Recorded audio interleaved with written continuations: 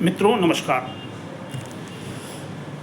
मध्य प्रदेश की विद्युत कंपनियों द्वारा अपने कर्मचारियों एवं पेंशनरों हेतु अंशदायी स्वास्थ्य योजना लागू करने की प्रक्रिया आरंभ कर दी गई। जैसा कि आपको मालूम है, इस योजना के लागू करने हेतु हमारे विभिन्न पेंशनर संगठन मध्य प्रदेश विद्युत पेंशन एसोसिएशन जबलपुर, विद्युत पेंशनर्स एसोसिएशन इंदौर एवं विद्युत मंडल पेंशनर्स हितरक्षक संघ भोपाल, ये समस्त संगठन विगत 2 वर्षों से अधिक समय से आंदोलनरत थे। आज ये मांग पूरी हुई एवं इस योजना को लागू करने की प्रक्रिया आरंभ कर दी गई। तो सर्वप्रथम धन्यवाद देंगे हम उन व्यक्तित्वों को जिन लोगों ने इस योजना को लागू करने के लिए व्यक्तिगत विशेष प्रयत्न किए। और इसमें सर्वप्रथम नाम आता है हमारे माननीय विद्युत मंत्री जी मध्य प्रदेश शासन श्री प्रद्युम्न सिंह तोमर जी का, जिन्होंने व्यक्तिगत रुचि लेकर इस योजना को लागू करने के लिए जो है प्रयत्न किए। दूसरा धन्यवाद जाता है हमारे इस योजना के nodal company Madhya Pradesh power generating company limited के एमडी आदरणीय मंजीत सिंह साहब को, जिन्होंने छत्तीसगढ़ जाकर इस योजना का अध्ययन किया एवं जब वो योजना फलीभूत नहीं हुई तो उसे मध्य प्रदेश स्तर पर व्यक्तिगत प्रयत्नों के द्वारा आज इसको जमीन पर लाए।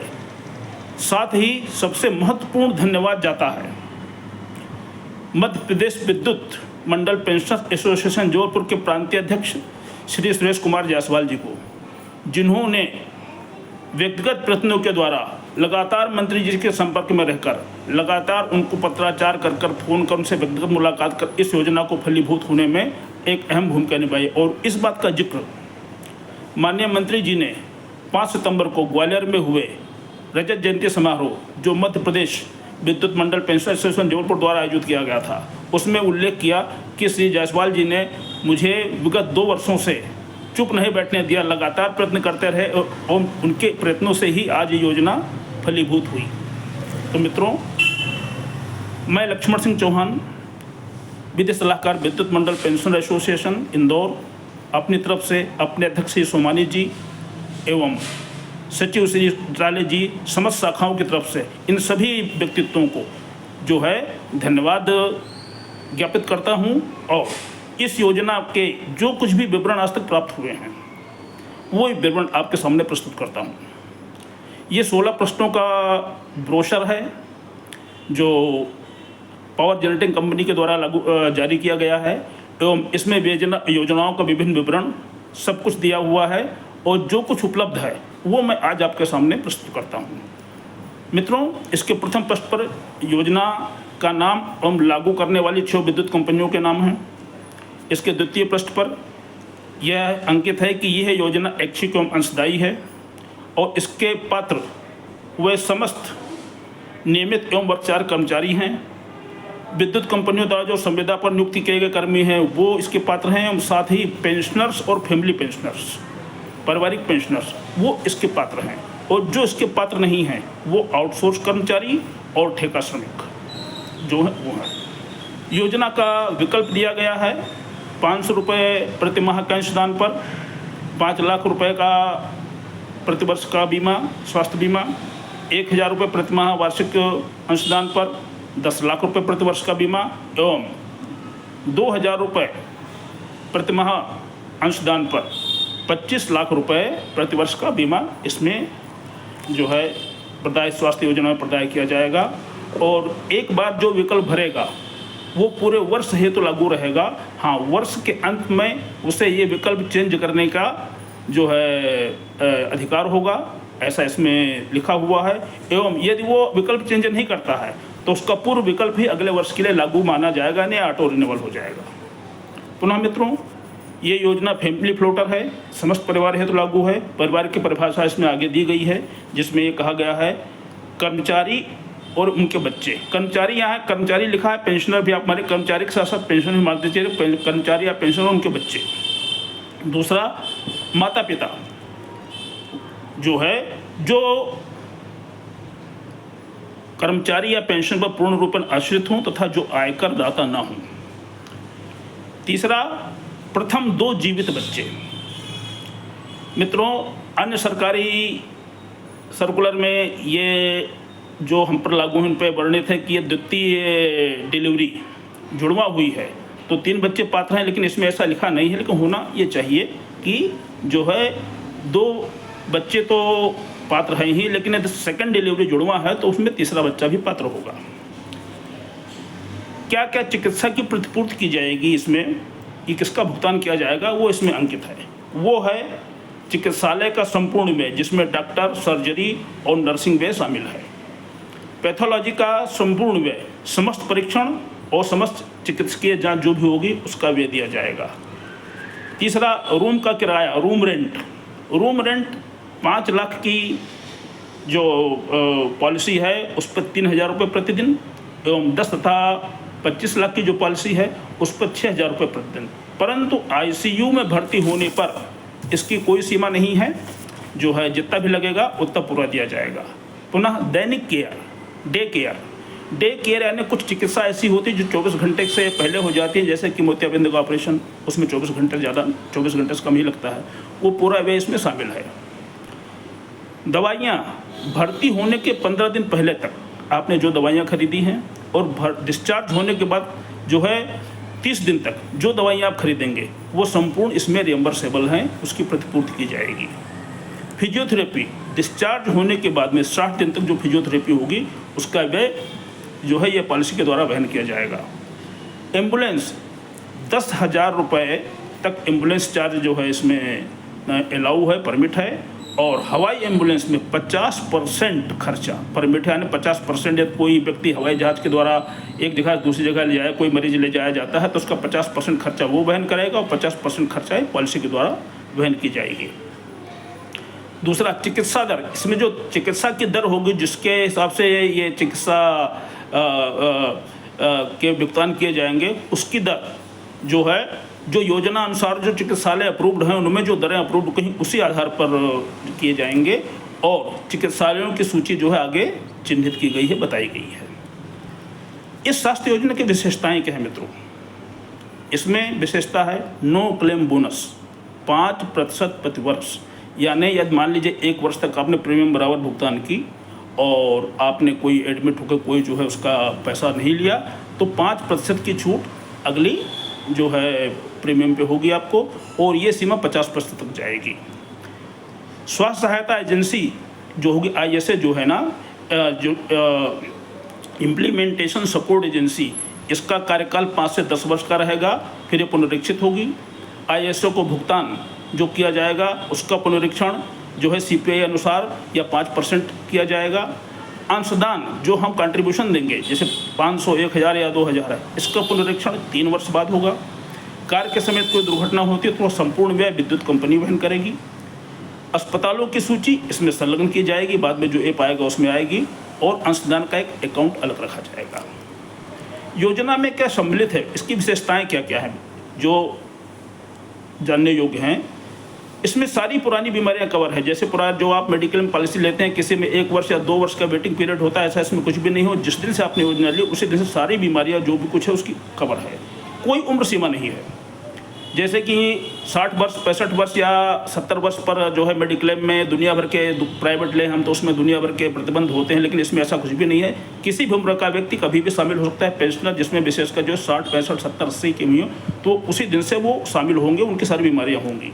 वार्ड का खर्च बता दिया है आपको, 3,000 रुपये और 6,000 रुपये जैसा कि पॉलिसी के नियमानुसार है। और जो है ICU है तो कोई दर नहीं है, जितनी ICU की लगेगी वो पूरी दी जाएगी। सामान्य प्रसव की स्थिति में 25,000 रुपये की सीमा तक व्यय वहन किया जाएगा, एवं सिजेरियन होने पर ये 60,000 रुपये तक व्यय वहन किया जाएगा। एम्बुलेंस खर्च आपको बता दिया है, 10,000 रुपये हैं। एवं इसमें एक विशेषता है जो प्राइवेट पॉलिसियों में नहीं है, वो है घरेलू इलाज। यदि एक चिकित्सा आपकी घर पर संभव है तो वो 50,000 रुपये वार्षिक तक परमिट है। 50,000 रुपये वार्षिक तक आप घर पर इलाज करा सकते हैं। दांत की चिकित्सा, इसमें पूरी बहुत सी मेडिक्लेम पॉलिसी प्राइवेट जो होती है उसमें दांत की चिकित्सा परमिट नहीं होती, लेकिन इसमें परमिट है। लेकिन बशर्ते कि वो कॉस्मेटिक ना हो, सजावटी दांत ना है कि जो हमको दांत जो है अच्छे सुंदर करवाने हैं, वो नहीं। या दांतों में कोई बीमारियां समस्या हैं तो उसका इलाज जो है किया जाएगा, उसका व्यय दिया जाएगा। साथ ही हृदय से संबंधित रोग, कीमोथेरेपी और डायलिसिस, रेडियोथेरेपी, किडनी, लीवर आदि की जितनी बीमारियां हैं, इन सबके संपूर्ण चिकित्सा एवं परीक्षण का जो है इसमें भुगतान किया जाएगा। आर्टिफिशियल लिम्ब, कृत्रिम जो अंग लगाए जाते हैं जो बाहर से, वो जो है दुर्घटना की स्थिति में उनका व्यय जो है इसमें सम्मिलित है, वो दिया जाएगा। साथ ही मानसिक चिकित्सा और अंग प्रत्यारोपण, जैसे किडनी, लीवर का ट्रांसप्लांट होता है, उनका भी खर्चा इसमें संपूर्ण दिया जाएगा। योजना में क्या सम्मिलित नहीं है, इसे ध्यान से सुन लें मित्रों कि क्या क्या चीज़ इसमें भुगतान नहीं किया जाएगा। ओपीडी, जैसे आप जाते सर्दी जुकाम में इलाज करा के आ गए, एक ओपीडी लगा, वो व्यय नहीं है इसमें। वो चिकित्सा जो अनुमोदित ना हो, जो इस पॉलिसी में नहीं है, वो चीज़ें। लिंग परिवर्तन, जैसे कोई लड़का से लड़की, लड़की से लड़का बनना चाहता है, वो भी इसमें जो है चिकित्सा वो परमिट नहीं है। स्वयं के द्वारा कोई अपघात किया गया हो या आत्महत्या की कोशिश, इनमें जो है में जो इंजरी हुई है, वो चिकित्सा से परमिट नहीं है। बांझपन की अवस्था में संतान उत्पत्ति हेतु की गई चिकित्सा, जैसे कि IVF, ZIFT, ICSI, इन रोगों में जो है चिकित्सा व्यय की प्रतिपूर्ति नहीं होगी। साथ ही सेरोगेसी, जिसमें किराए की कोख जिसको बोलते हैं, क्योंकि गर्भावस्था की देखभाल की भी जो है इसमें प्रतिपूर्ति नहीं होगी। आँखों की रिफ्रैक्टिव त्रुटि, जिसे भैंगापन बोलते हैं, यदि वो 7.5 डायोप्टर से कम होगी तो उसकी प्रतिपूर्ति नहीं होगी। नशीले पदार्थों की चिकित्सा या जो दवाइयाँ लिखी न गई हों, उसकी प्रतिपूर्ति नहीं होगी। नियमावली का उल्लंघन करने पर या सजावटी चिकित्सा, जैसे प्लास्टिक सर्जरी आदि है, जिसमें दुर्घटना ना हो, दुर्घटना के जन्य कोई प्लास्टिक सर्जरी करनी पड़ती है तो उसकी प्रतिपूर्ति होगी, लेकिन सजावटी जो है प्लास्टिक सर्जरी की प्रतिपूर्ति इसमें नहीं होगी। कॉन्टैक्ट लेंस, सुनने के यंत्र, चश्मे, उसमें जो सामान्य रूप से खरीदे जाते हैं या चिकित्सकीय नहीं है, रिकमेंड नहीं है और असामान्य रूप से आप खरीदते हैं तो उसकी प्रतिपूर्ति नहीं होगी।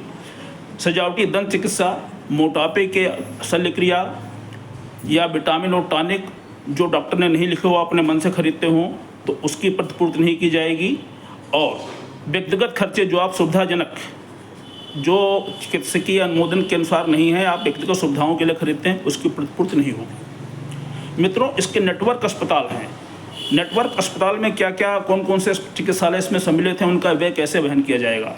चिकित्सालय जो इस योजना में है वो पूरे कैशलेस इलाज होंगे, वहाँ आपको पैसा देने की जरूरत नहीं है, वो सब जो IS है उसका पूरी व्यवस्था करे, कैशलेस इलाज होगा। सरकारी अनुदान प्राप्त या जनक्षेत्र के चिकित्सालय हैं, उसमें आप भुगतान करें और उसकी प्रतिपूर्ति या रियम्बर्समेंट होगा। चिकित्सालय जो विद्युत कंपनियों के पैनल में तो हैं लेकिन इस योजना में सम्मिलित नहीं है, उनका सह भुगतान, उनका को पेमेंट, यानी कुछ आप वहन करेंगे, कुछ ये योजना वहन करेगी।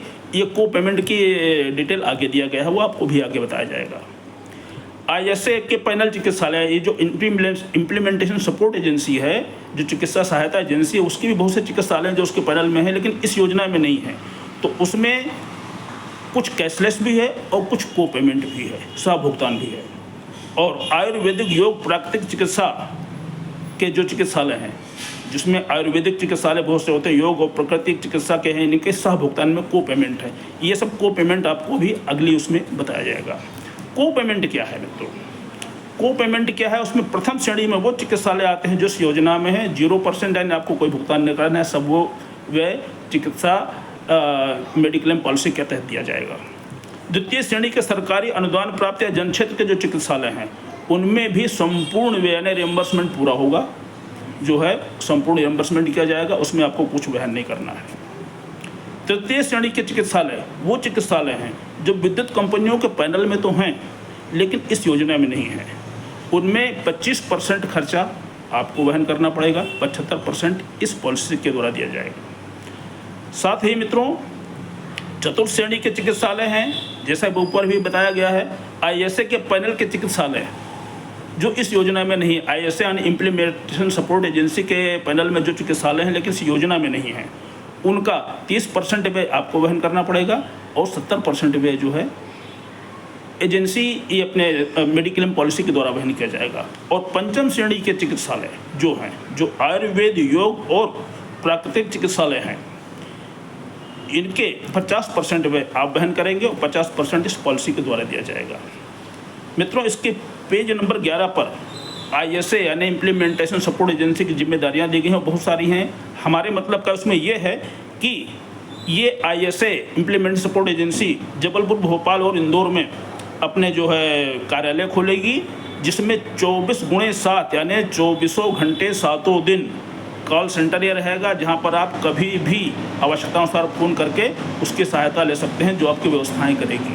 तो और फिर इसके पेज 12 पर योजना स्वीकार करने वालों की अनुमानित संख्या दी गई है, उससे अपन कोई मतलब नहीं है। खैर, उसमें अनुमानित अंशदान कितना आएगा ये दिया गया है, इसमें भी अपन को कोई विशेष मतलब नहीं है। जय मित्रों, पुनः अब प्रक्रिया क्या होगी, यानी चिकित्सा की प्रक्रिया क्या होगी। इसमें प्रक्रिया प्रथम सदस्य चिकित्सालय चुनकर उसमें एडमिट होगा।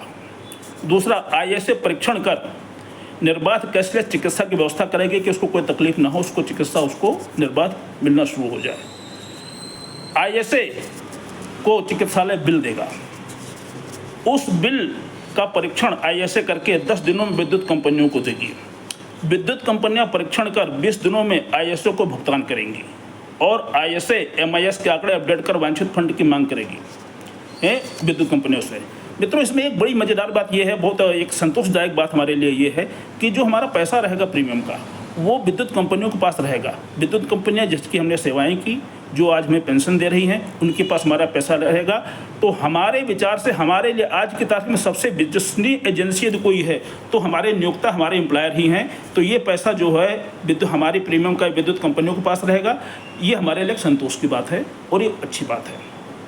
फिर अगला पॉइंट 15वें पेज पर हमारी टीम अर्थात विद्युत कंपनियां और आपकी टीम यानी ISA की जिम्मेदारियां क्या क्या होगी, उन जिम्मेदारियों का वर्णन है। हालांकि वो अपने काम का चीज़ नहीं, मतलब नहीं है, लेकिन इनके जिम्मेदारियों का इसमें वर्णन दिया गया है। तो मित्रों, ये है इसका अभी आज तक का प्राप्त जो है संपूर्ण इसका जो विवरण। और साथ ही जैसा कि हमने देखा 5 सितंबर को जो है रजत जयंती समारोह में माननीय विद्युत, अभी तक तो हमने ये देखा था कि हम सभी जाते थे, मंत्री जी जो भी आते थे उनका हम सम्मान करते थे, उनको जो हार फूल पहना कर सम्मान करते थे। लेकिन पहली बार हमने देखा मित्रों कि माननीय ऊर्जा मंत्री जी ने ग्वालियर सम्मेलन में समस्त बुजुर्ग पेंशनरों को, जो पदाधिकारी विभिन्न संगठनों के पदाधिकारी थे, उनको बुलाकर उनका सम्मान किया, उनको हार पहनाया। उसमें एक मैं भी था जो है, जिनको क्रमशः व्यक्ति को बुलाते गए, उनका सम्मान करते गए। तो मित्रों, ऐसी उदारता और सदा सहायता ये पहली बार देखने को मिली है। निश्चित ही माननीय ऊर्जा मंत्री जी इस विषय में उदार हैं और जिसकी हम भूरी भूरी प्रशंसा करते हैं। हम बुजुर्ग जो है उनको जो है अपने सद्भावनाएं अर्पित करते हैं और हमें विश्वास है कि इन्हीं सद्भावनाओं के तहत आज जो हमारी सबसे प्रमुख मांग है पेंशन गारंटी की, एस्को गारंटी की, वो भी अवश्य पूरी होगी, क्योंकि माननीय ने उसका भी आश्वासन दिया है ग्वालियर सम्मेलन में कि वो जो है उसका अध्ययन किया जाएगा और लागू किया जाएगा। तो हम इसी उम्मीद और आशा के साथ माननीय विद्युत मंत्री जी से ये भी आशा करते हैं कि वो हमारी जो है पेंशन गारंटी की मांग वो अवश्य पूरी करेंगे और हम में एक जो व्याप्त निराशा या कुशंका है अपने पेंशन भुगतान के प्रति, वो अवश्य दूर होगी। धन्यवाद मित्रों, जय हिंद।